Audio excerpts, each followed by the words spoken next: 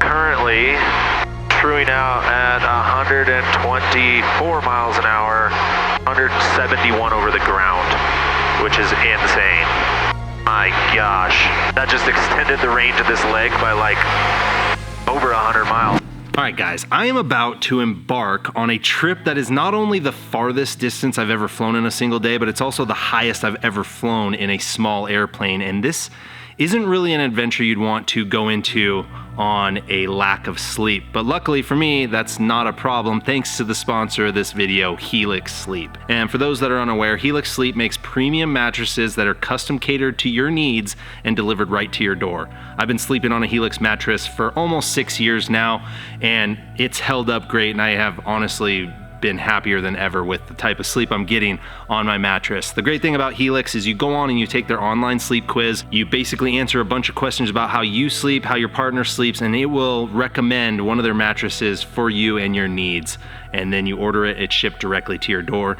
They're the most awarded mattress brand out there. They've got a 120-day sleep trial and simple returns. It's pretty hard to beat Helix, and they also have their new Comfort Adjust cooling pillow, which I've been sleeping on for a few months, which especially going into the summer months is super nice because you sleep nice and cool, and you're actually able to add or remove the stuffing inside the pillow, as well as zip and unzip the sides to create the right height and right firmness of pillow for you, basically custom catered to you. So head over to helixsleep.com/Trent Palmer for their 4th of July sale, which is giving you 20% off. So jump on it if you are looking to upgrade your sleep. Also, keep your eye on their website. They do a lot of great sales, so they might have something else going on if you missed this one and you see this video too late. But anyway, thank you again, Helix Sleep, for sponsoring this one. Now let's go fly really high.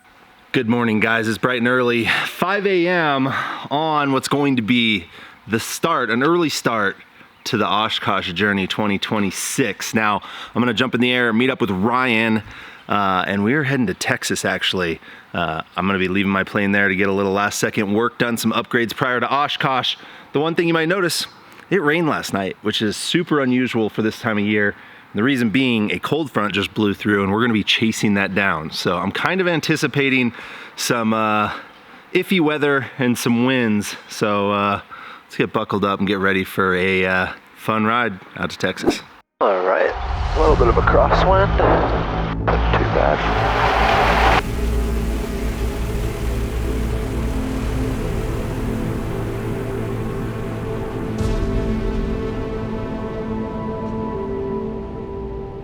Box is saying 12 hours, 45 minutes en route to Sulphur Springs.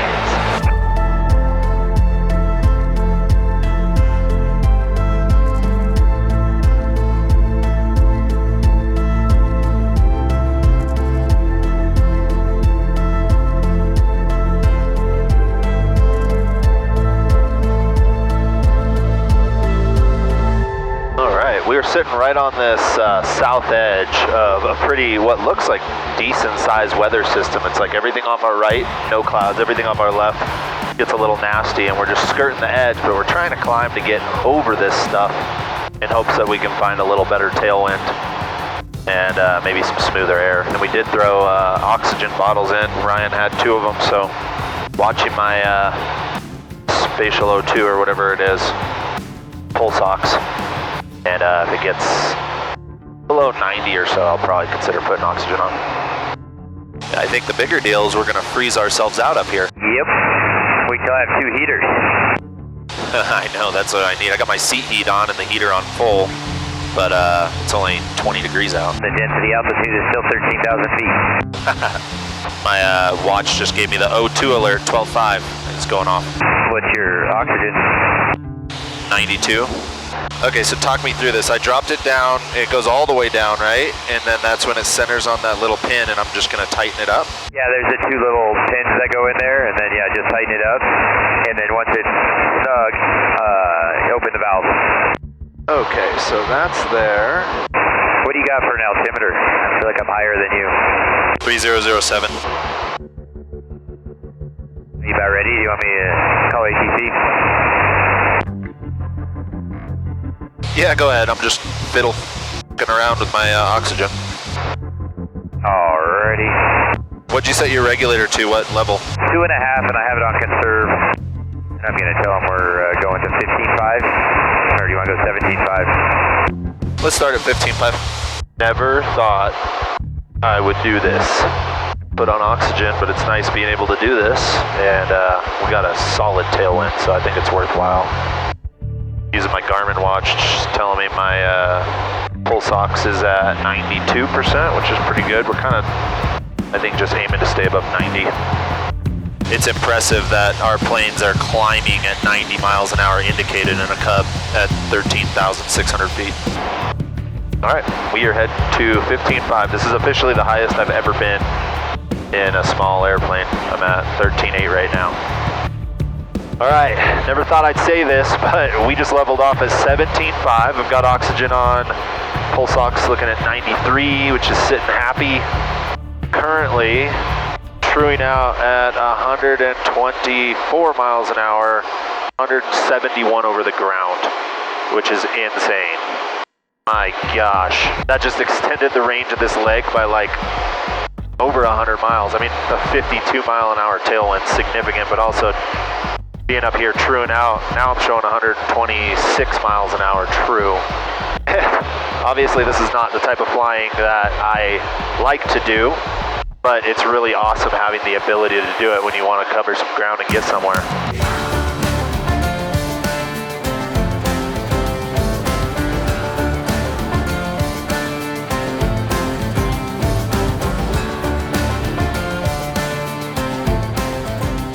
And then just like that, not a single cloud in the sky.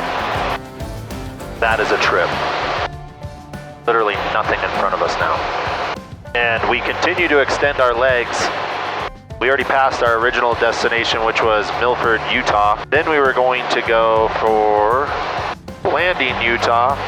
And we're like, well, we still got range after that, so let's go to Cortez, Colorado. Which is funny, our second stop was planned to be Durango, which is just past that. So we're basically taking our first 3 legs and gonna condense them into 2, which is awesome.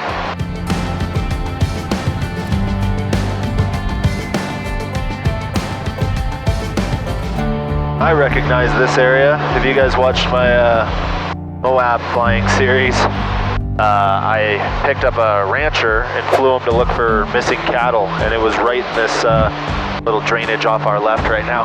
That's pretty funny. I'm like, that looks familiar. So Lake Powell, we're basically at the start of Lake Powell. Goes off to our right, or to the south, southwest.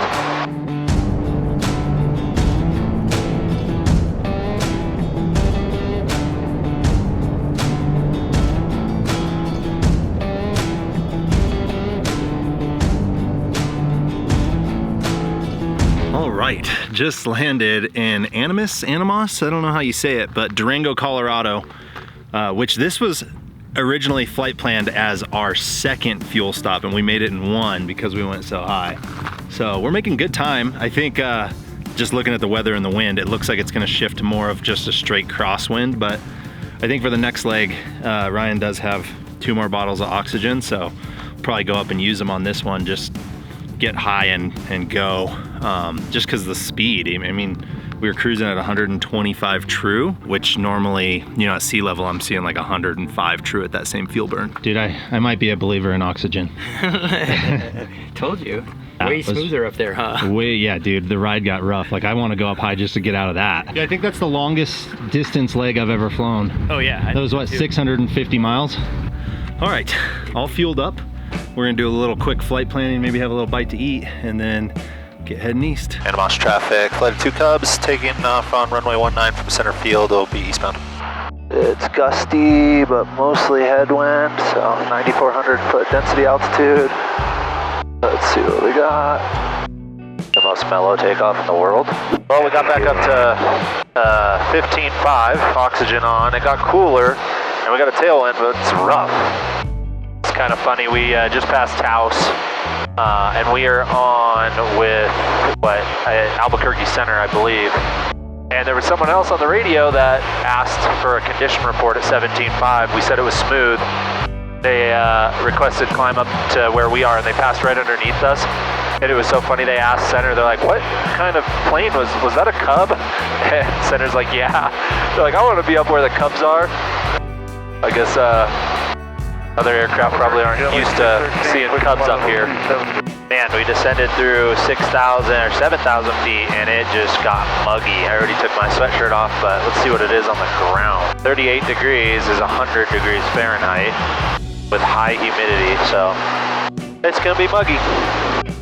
Frederick traffic, flight of 2 Cubs, now 5 miles to the west, 2,500 will be overflying center field for left traffic 17, full stop Frederick. My box is saying 28 miles an hour on the nose. Weird.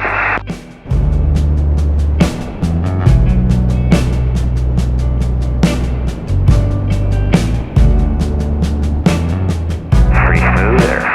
Yeah, I got chunky near the ground, but staying into the wind was the ticket. I only landed half flaps and I landed so slow.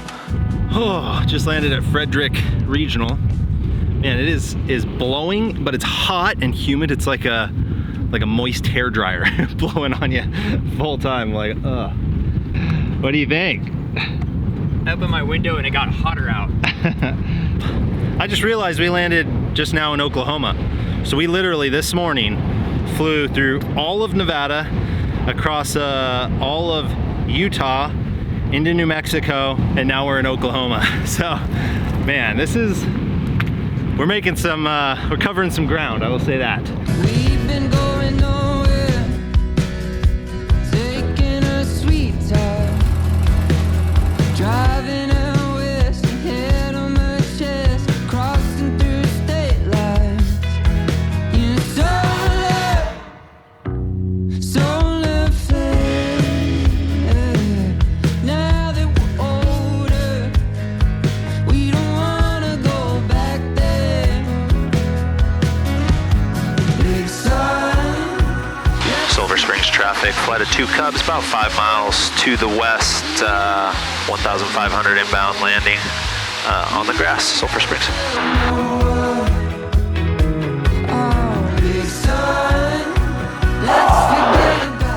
Kind of nice. It's reminiscent of the first night I flew this thing.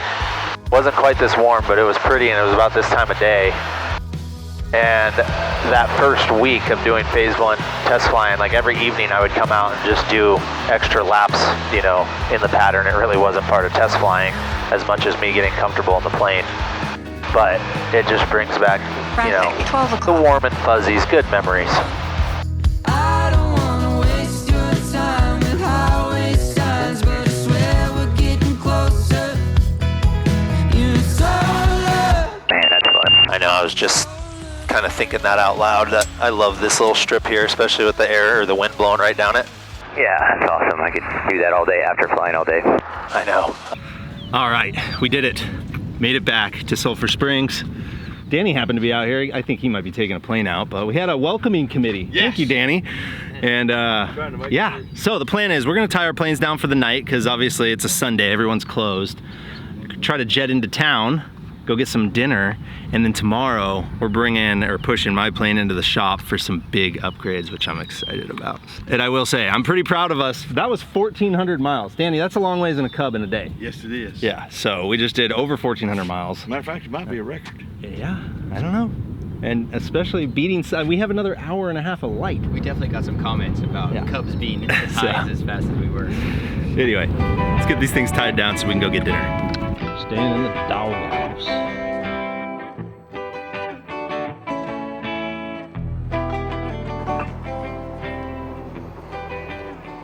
What a solid day. And good morning. Now we just got to get the planes over to the Legend shop and we can get everyone lined out and get me lined out on everything that's happening to the Cub before Oshkosh. Darren, I'm back. You're back. Welcome. Back.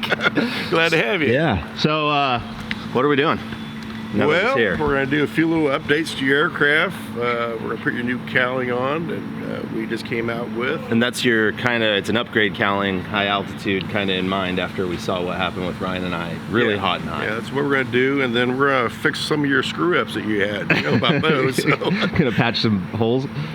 But yeah, it's been almost, what, 500 hours? Yeah, I'm at like 450 right now. So yeah, we'll give it a good look over and make sure everything's working like it's supposed to. And then then we'll get you up to Oshkosh. And I don't know if you guys saw, but there was a little bit of a sneak announcement from our friends over at Garmin, so something else big might be going in this plane. Skunk Works. Skunk Works right now, but by the time you see this, I think it might be live, so make sure you stay tuned for the next video, because this plane's gonna look a whole lot different and have a whole lot of different functionality. So with that, I'm just gonna wrap this one out here so I can hang with the guys. So you guys know the drill. Like this video if you do. Especially give me the like for 1,400 miles in one day in a Cub, because that is a long ways that we flew yesterday to get here. And yeah, subscribe if you haven't. Come be my wingman. See you on the next one.